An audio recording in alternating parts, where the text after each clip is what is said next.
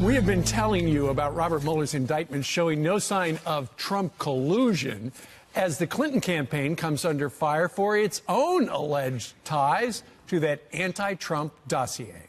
So is this the real Russian collusion? Here to weigh in is Fox News contributor and former UK Independence Party leader Nigel Farage. Hey, Nigel, great to see you. Good morning. Is this the real collusion? Should we be focusing on this? Yes, and yet somehow the left and their supporters in the media assume some kind of moral superiority, as if none of this stuff actually applies to them. Yeah, I mean, clearly there were all sorts of things going on between the Clinton campaign and the Russians in terms of getting information. It was a very dirty fight, of course, the election. And yet, you know, I look at, shall I say, other news channels and read certain newspapers, and you would think there was nothing to see here. I mean, look, the fact is that despite the huge efforts of much of the establishment in this country when it comes to collusion with Russia, they're finding absolutely nothing. Yeah. And I'm sure there must be tens of millions of American voters out there saying, can we please get rid of this? Right. Can get on with the important stuff? And just do me a favor, Nigel. Try to find Christopher Steele, because he's not showing up to anything anymore, and he's one of your people. So yes. He's right in the middle of all this. Yeah, well, please don't judge me by Christopher Steele. He's one of your people. Wait, yeah, I'm going to say it's not Nigel my fault, Farage is a spy? Well, now, but isn't it interesting that there are newspapers, both here in America and in the UK, who say that I've colluded with the Russians? I know. That I did so during the course of the British referendum. Some have even said I've been funded by the Russians. And yet it turns out, in my country, that Jeremy Corbyn, the leader of the opposition party, in the 1980s, it's claimed, repeatedly met communist Soviet agents, and yet no one seems to care about that. So it's the same story, both sides of the pond. Well, regarding you, you should just turn yourself in as soon as this interview is over. Yeah, but just please wait for the interview. Meanwhile, Nigel, you were talking about the other channels, other newspapers. Yeah. Here's something you're probably not going to see, and that is a brand new Gallup poll that asked Americans if they were satisfied with the U.S. position in the world, and it hasn't been higher than it is right now. Right now, it's at 45%. As you can see, back in 2017, it was 13% shy of that. Got to go back to, it's the highest number in 13 years, and that's not necessarily good for the Democrats. You know, and at CPAC, they're going to be talking about their political advantage. This is pretty good for the president. It is, and I think one of the things that has really surprised people, because don't forget that Donald Trump hasn't just had a negative press in much of America, you know, across Europe and many other parts of the world, it's been wall-to-wall negativity. I know. I mean, I've felt at times like he's only defender in the United Kingdom. But what's interested people is, right from that first speech when he went to Riyadh, if you remember, to talk to many of the leaders of the Muslim world, to say, look, let's work together to drive out the extremists, all the way to Davos the other week, where he said, look, America first doesn't mean America alone. We are prepared, of course, to work and cooperate with people. And I sensed after Davos that people all over the world were beginning to change their mind about this president. So I think one thing we can say for certain is that America's place in the world looks a lot more secure today than it did under Obama. Now, we understand you're speaking at CPAC. What can we expect? Yeah, well, I want to say this, that in 2016 we had these amazing twin results of Brexit and the Trump victory, and that sadly, since that moment, relations between the UK and the USA have not moved on in the way that they should. And I want to say to the audience at CPAC, please don't judge my country by the London Mayor Sadiq Khan, by Mr Corbyn and the left, who every time we're told the president's going to visit the UK, promise mass street protests. And actually, the truth of it is that in the UK too, people are beginning to get the Trump message. And I very much want to say he'd be very welcome coming to our country. There may be a few hard leftists that complain, and that really we've got so much potential. We are the biggest investors in America. You are the biggest investors in the UK. Sure. We've got a shared history between us. Gotcha. And the sooner we get this relationship back on track, the better it'll be for everybody. Nice speech preview. Thanks, Nigel Farage. Appreciate it. I want my schools protected, just like my banks are protected, just like everything else. And I get a kick. I was watching a politician, weak, ineffective politician last night. I'll tell you his name, but I don't want to embarrass anybody.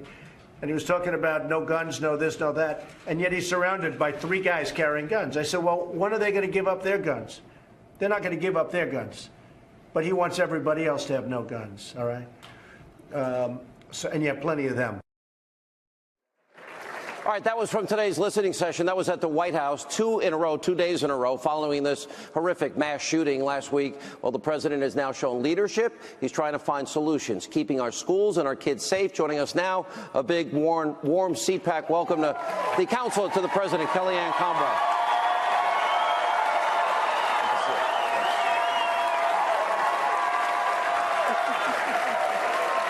Wow. All right, so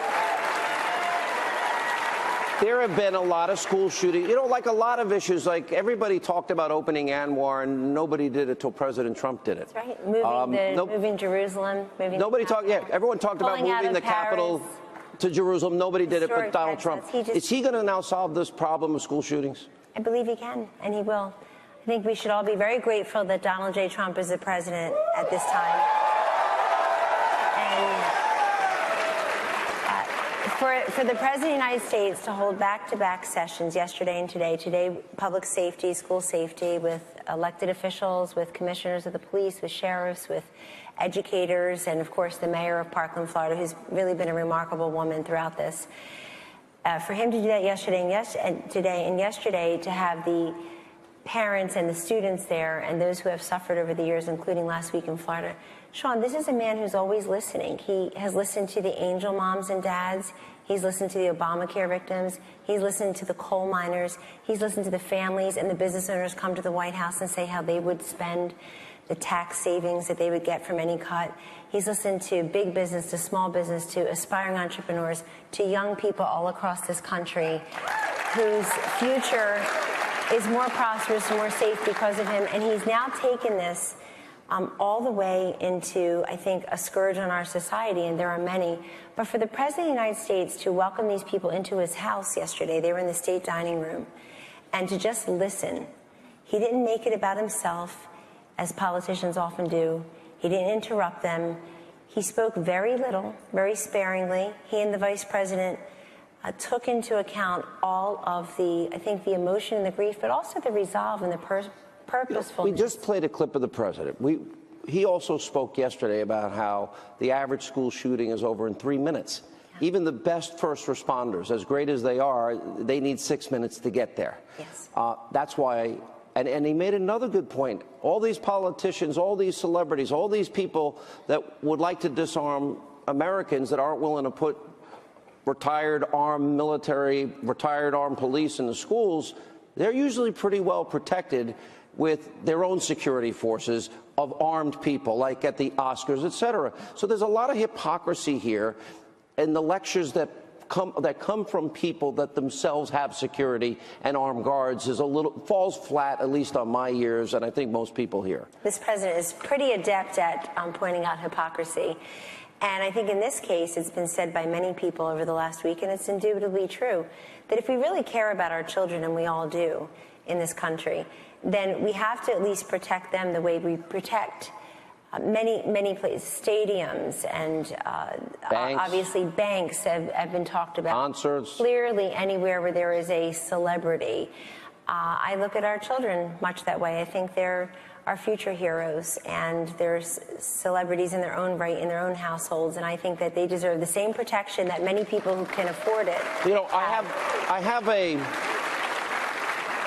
I have a scenario that I think everybody at home and everybody here, I want you to just think about for 1 second. If, God forbid, you ever find yourself in any administration building, I don't know where or how this ever would happen, and there's an active shooter, would you or would you not want retired armed military, retired armed police on site so you have a fighting chance? I think we owe that to America's children as a simple, fundamental, basic front line of defense. The president made that point again and again today, and for the second consecutive day, he had the cameras rolling and the mics open the entire time. Unscripted, unrehearsed, unfiltered, and I would say quite unexpected.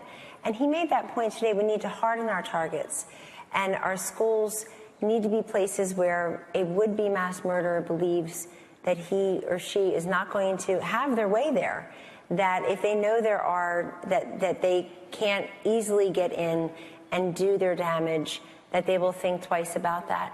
And he made that very clear. He came in really tough today about that because he wants to make sure that we solve this once and for all.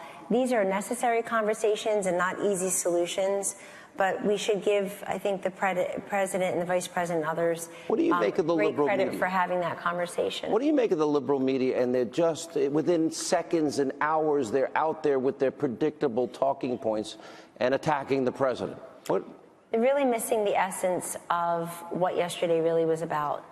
If you listen very carefully to the people in that room, and they had the floor, they came there with ideas. They came there with, certainly with controversies. I think that the disagreement in the room yesterday over policy from the affected families reflects very much the disagreement across this country. But that disagreement needs to be heard, and the different ideas need to be aired.